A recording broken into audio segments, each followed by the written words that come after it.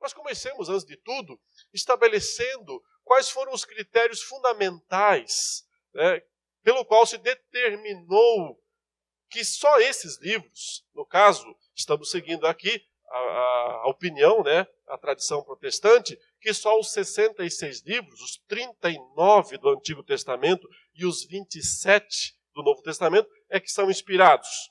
Então, o critério principal é duplo, digamos assim. Primeiro, nós reconhecemos que os judeus, nos dias de Cristo, eles já tinham uma Bíblia pronta. Que Bíblia pronta era esta que já estava lá na mão, circulava na mão dos, por exemplo, apóstolos e do próprio Cristo? Jesus, ele, quando foi fazer seu primeiro discurso público lá na sinagoga de Cafarnaum, ele leu um texto bíblico, não leu? Ele leu Isaías, quando a narrativa, a profecia fala assim: o Espírito do Senhor está sobre mim, pelo que me ungiu a pregar boa nova aos quebrantados. Né? Ele leu esse texto. Ou seja, Jesus tinha uma Bíblia nas suas mãos. Que Bíblia era essa? Certo? Então, esta era a Bíblia hebraica. A Bíblia hebraica, ela era composta de 39 livros. Exatamente esses livros que você tem aí na sua mão. Né? Esse é o argumento principal para definir por que é que nós temos no Antigo Testamento esses 39 livros, e não mais e não menos. Não fomos nós, os cristãos, que definimos o cânon do Antigo Testamento. Quem definiu o cânon do Antigo Testamento? Foram os judeus. E, nesse sentido, essa definição desses livros foi aprovada, tanto por Jesus quanto pelos apóstolos, que usaram esta Bíblia e citaram esta Bíblia. Né? Uma das coisas que sempre é notada é que Jesus fez inúmeras citações nos seus discursos dos textos do Antigo Testamento, mas jamais citou nenhum livro apócrifo em suas preleções. Do mesmo modo, os apóstolos, que citam frequentemente, assim diz a palavra de Deus, assim diz o Senhor, né? Fazendo menções do Antigo Testamento, mas também eles jamais citam nenhum dos apócrifos como palavra de Deus. Às vezes, eles até citam eventos que poderiam estar registrados ou poderiam ter sido preservados, né, através desses apócrifos. Mas, nesses casos, eles não citam como palavra de Deus, e sim como história, como eventos verdadeiros do passado. Então, um caso, algo que pode ser dito, o que aconteceu nos dias dos Macabeus? É verdade? Foi verdadeiro? Sim, os Macabeus existiram, a revolução dos Macabeus foi real, né? Judas Macabeu, que foi o principal deles, foi um grande libertador, né? Político, militar da sua época. Sim, a história aconteceu, mas não significa que esse registro da vida dele e de seus irmãos, que foi um registro, que foi uma história verdadeira, mas não significa que esse registro tenha sido inspirado por Deus, como tantos outros. O critério principal de inspiração é o seguinte: os livros inspirados, eles sempre foram aceitos de maneira meio que imediata. Não houve um processo, passar 2, 3, 4, 5 séculos, para que a igreja parasse, sentasse e dissesse: aqueles livros lá, temos que incluí-los agora. Em geral, quando um desses livros era escrito, a igreja, fosse da velha aliança ou da nova, já os reconhecia automaticamente, porque ele possuía autoridade interna. Então, vamos ler alguns textos que nos mostram isso. Por exemplo, quando você lê lá em Deuteronômio 31, pode abrir lá, em Deuteronômio, capítulo 31.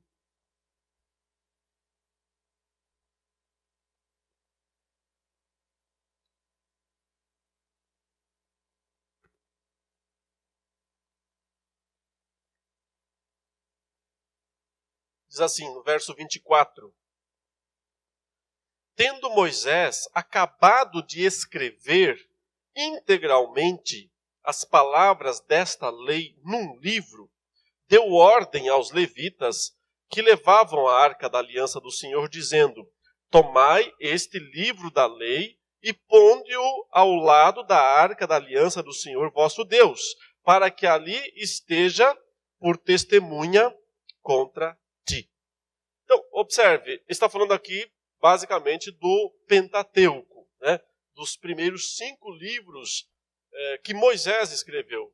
Gênesis, Êxodo, Números, Levítico e Deuteronômio. Esses 5 primeiros livros, que são conhecidos como a Torá, a lei, não tem apenas os 10 mandamentos, mas toda a revelação desses 5 livros. O texto aqui mesmo diz que quando Moisés terminou de escrever isso, imediatamente esse livro, esses 5 livros, né, ou essa parte da Bíblia, já foi reconhecida como palavra de Deus. E colocada, né, esse livro foi colocado dentro do tabernáculo, junto com a Arca da Aliança. A Arca da Aliança era o elemento mais sagrado de todo o judaísmo. Simbolizava a aliança de Deus com o seu povo. E sempre esteve ali, portanto, junto com a Arca da Aliança, também a lei registrada, escrita por Moisés. É um modo de mostrar a recepção imediata como palavra de Deus. Os judeus não levaram 200, 300, 1000 anos para pensar, tá certo, o que Moisés escreveu lá no passado é inspirado por Deus. O reconhecimento sempre foi imediato, porque se entendia que aquele texto estava sendo escrito por alguém, um profeta, que havia sido comissionado, inspirado por Deus para fazer aquele registro. Esse princípio se aplica aos textos do Antigo Testamento e também se aplica aos textos do Novo Testamento. Observe, ainda no Antigo Testamento, como você vê 2 profetas contemporâneos e um reconhecendo o escrito do outro. Imediatamente. Está lá, por exemplo, em Daniel capítulo 9, versículo 2. Daniel capítulo 9.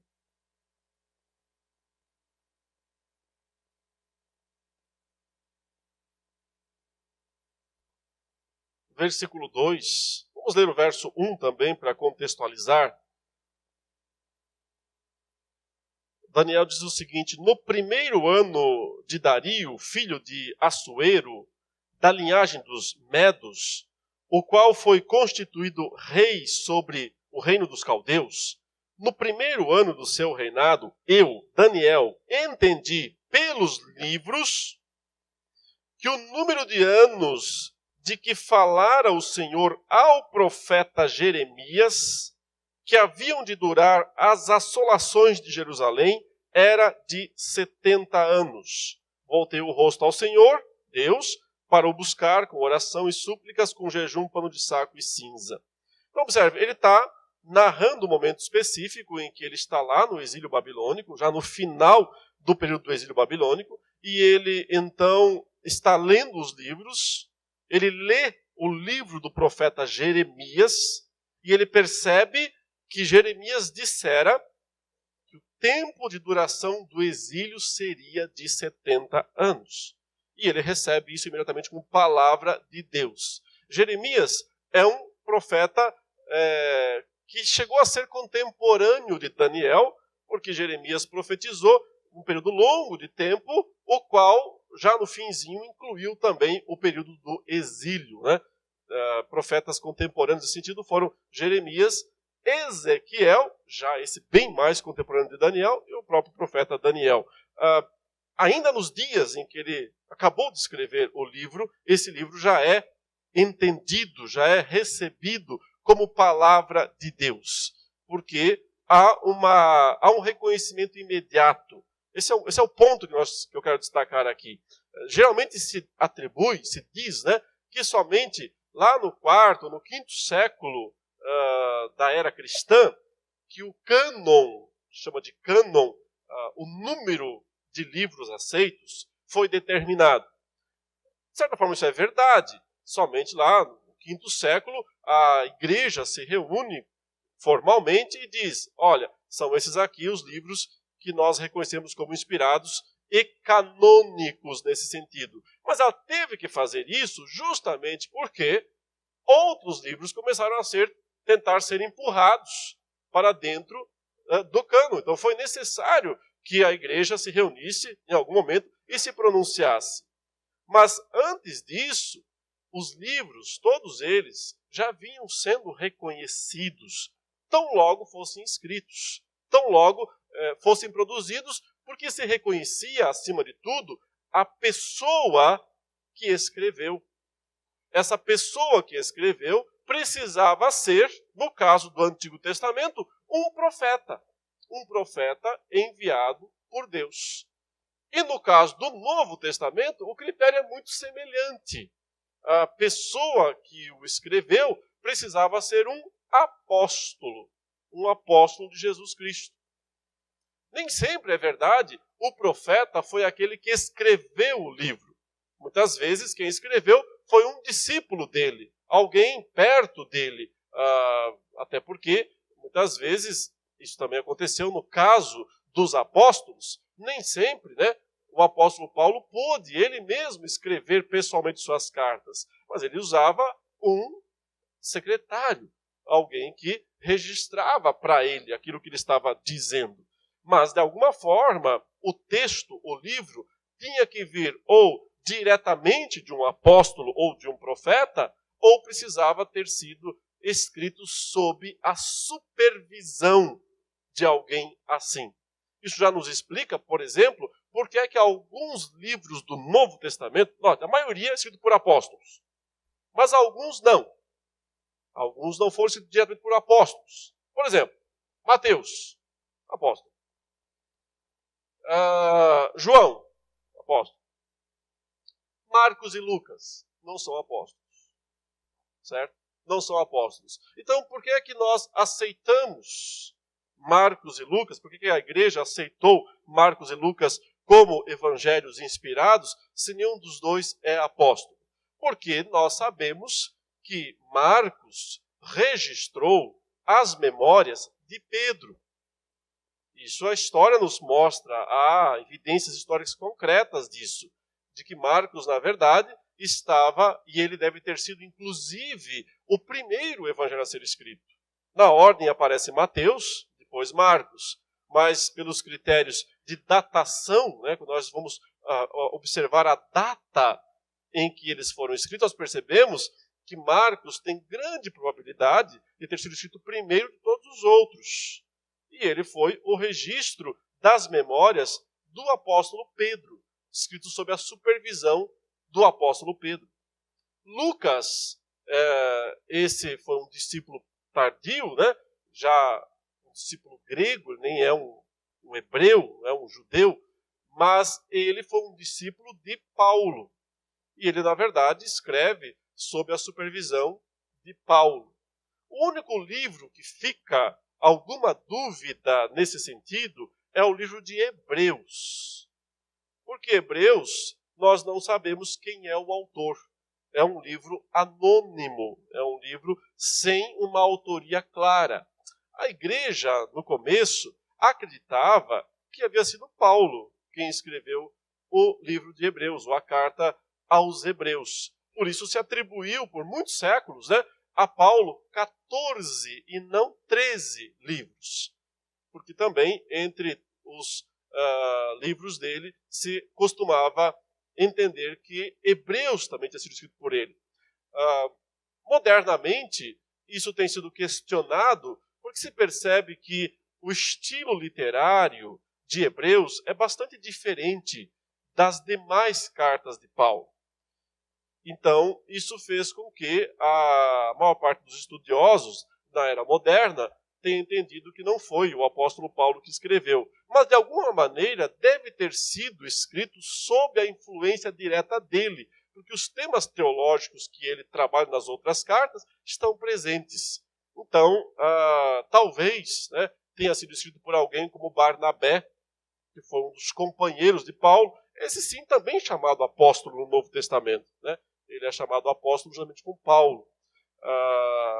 Essa é uma outra discussão, né? Não vamos entrar nela agora, em algum momento podemos falar sobre isso, mas se ele foi também um dos apóstolos, já teria explicado, então, aí a sua autoridade apostólica para escrever a carta aos Hebreus. Mas a carta aos Hebreus jamais foi questionada pela igreja, nunca. Ninguém jamais questionou a inspiração deste livro, que desde o início foi reconhecido como um livro inspirado, porque veio no entendimento da igreja já primitiva desse círculo apostólico. Veja uma outra evidência desse mútuo reconhecimento, quando nós vemos, por exemplo, lá na primeira carta de Pedro, o apóstolo Pedro falando sobre os escritos do apóstolo Paulo. Isso está lá em 1 de Pedro, capítulo 3. 1 Pedro 3, verso 15.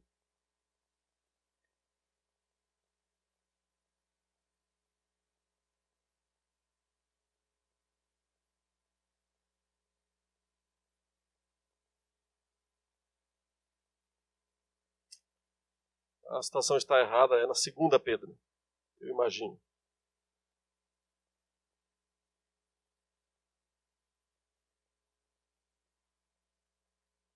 E tende por salvação, 2 Pedro 3, verso 15.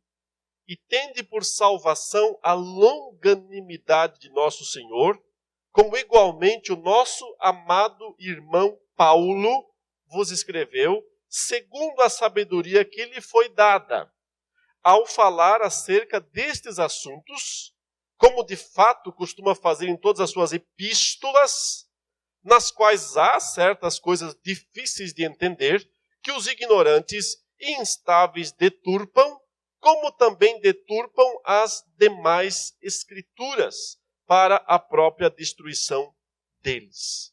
Então veja, tem muitas coisas interessantes nessa citação aqui do apóstolo Pedro. Primeiro, porque ele está falando de um colega, o apóstolo Paulo. E está reconhecendo coisas importantes aqui a respeito do apóstolo Paulo. Uma delas é que Paulo escreveu várias epístolas. Note, ele diz aí, como ele costuma falar em todas as suas epístolas. Ou seja, quando o apóstolo Pedro estava escrevendo a sua segunda carta, ele já tinha conhecimento, em mãos, portanto, alguma cópia das cartas que Paulo tinha escrito. Mas Paulo nunca escreveu carta nenhuma para Pedro. Paulo escreveu carta para Timóteo, para Tito, para os Efésios, para os Romanos, para os Colossenses, para os Filipenses, para os Tessalonicenses, mas não escreveu nenhuma para Pedro. Como Pedro tinha isso? Como é que Pedro tinha conhecimento disso? Porque, evidentemente, isso nós estamos falando de algum momento, irmãos, antes do ano 64 do primeiro século. Antes do ano 64, porque depois do ano 64 Pedro não estava mais vivo. Então ele não podia mais escrever o que ele escreveu aqui, certo? O que está escrito aqui é antes do ano 64 do primeiro século. Antes disso, o apóstolo Pedro já tinha em mãos as cartas de Paulo e sabia da existência de todas elas, fala em todas as suas cartas. O que mostra que as cartas de Paulo, antes, já em meados do primeiro século da era cristã, já circulavam entre todas as igrejas. Não estavam restritas às igrejas para as quais elas tinham sido destinadas. A carta aos Efésios não ficou só em Éfeso. A carta aos Romanos não ficou só em Roma. Foi reconhecido desde o início como palavra de Deus. É verdade que Pedro diz aqui que algumas coisas nas cartas de Paulo são difíceis de entender. Pedro está certíssimo. Nós concordamos 100% com isso. Até hoje nós estamos lutando teologicamente, exegeticamente, ou seja, interpretativamente, com as cartas de Paulo para entender tudo o que ele disse. Tem coisas difíceis de entender. Até porque, senão não seria a palavra de Deus, né? Se fosse uma coisa tudo muito simples, muito fácil, né? As coisas de Deus não são tão simples. E que, porque algumas coisas são difíceis de entender, os incrédulos deturpam essas coisas, Pedro diz. Sim, as pessoas continuam usando mal também as cartas de Paulo até hoje. Mas aí vem a parte mais interessante aqui. Ele diz, e eles deturpam as cartas de Paulo, todas elas, como também deturpam as demais escrituras. Então, do que é que Pedro está chamando as cartas de Paulo? De escrituras. Porque ele as está comparando com o restante da Bíblia. Eles deturpam as epístolas de Paulo como deturpam o restante da Bíblia, o restante das escrituras. O ponto aqui é reforçar que não se demorou séculos, como se diz, né, normalmente, para que esses livros, que você tem aí, os 39 do Antigo Testamento, os 27 do Novo Testamento, fossem reconhecidos como palavra de Deus, como inspirados. Mas isso acontecia tão logo esses livros fossem promulgados. Não porque só havia esses. Já havia muitos outros livros escritos também nesse período, ou nesses períodos em que o cânon foi formado. Mas eles não eram aceitos já de cara. Por exemplo, deixa eu dar um exemplo bem curioso, alguns exemplos bem curiosos, né? Abra lá em Números, capítulo 21, verso 14.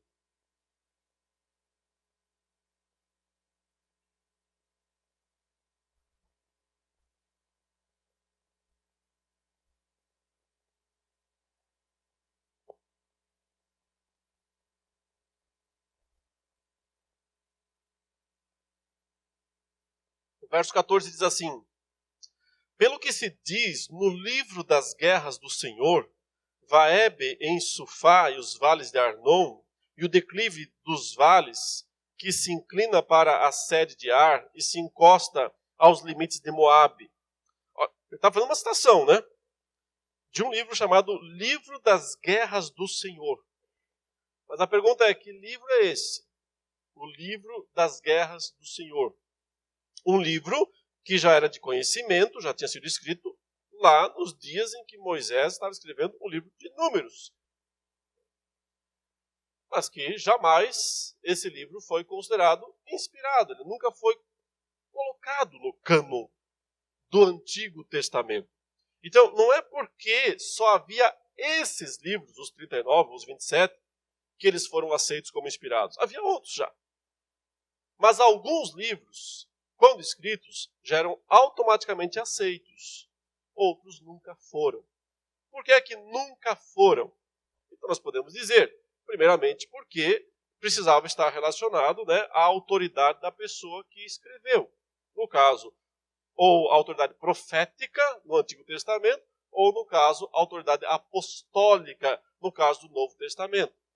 Mas, em última instância, esse não é o principal argumento. Em última instância, o principal argumento é o de que foi o Espírito de Deus que convenceu os primeiros leitores, né, a discernirem e a entenderem quais eram e quais não eram os livros inspirados. A gente chama isso de testemunho interno do Espírito Santo. O testemunho interno do Espírito Santo é que convenceu os crentes da antiga aliança dos 39 livros e os crentes da nova aliança dos livros que nós temos, os 27.